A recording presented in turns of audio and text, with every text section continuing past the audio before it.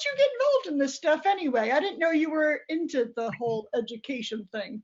That's a story in and of itself, but I will tell you, like many parents, I naively thought that the schools were working to help, and the statistics were fine because they were always somebody else. They were just numbers. But then, like anything else, it became personal. And when things become personal, whether it be cancer, whether it be literacy, all of a sudden you take a different vested interest. And I had the same thing happen in my family. My daughter was working with struggling in the school system, labeled her, basically took her confidence away from her and made her feel as if she somehow wasn't good enough, wasn't smart enough. And instead of doing anything to get her back on track, sitting her in front of things like Achieves and iReady just continued to drive those points home. And all the nights in tears that we had, and all I could think of, Lisa, was when she has parents, and I'm third generation of teachers. If you have parents that are teaching and you have people that are working with their kids at home and they're still crying every night and they can't get good grades because of the way the system's set up, imagine how many kids don't have parents that can afford to be at home with them. They have double second jobs, whatever they're doing, they're working as hard as they can to put food on the table, let alone now come home and try to be the teacher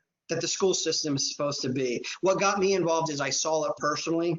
I started working locally with some of the churches and some of the after school programs to try to figure out what was going on. And it was just appalling. And the statistics that the nation hopefully is starting to hear, I saw firsthand nationally. We saw it in the Bronx. We saw it in Jacksonville. And I started working with some after school programs that actually cared. And it wasn't about politics and bureaucracy. And I said, we need to do more of this. And so one thing led to another. And before you know it, we've got a national nonprofit that is working with great companies very closely with Great Leaps because they are fast, because they're effective, because in 15 minutes a day they're able to do things, and frankly because they don't suck.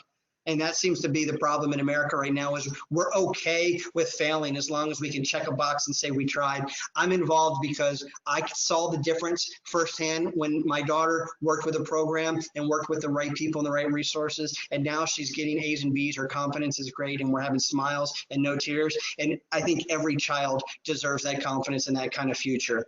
That's why we're here.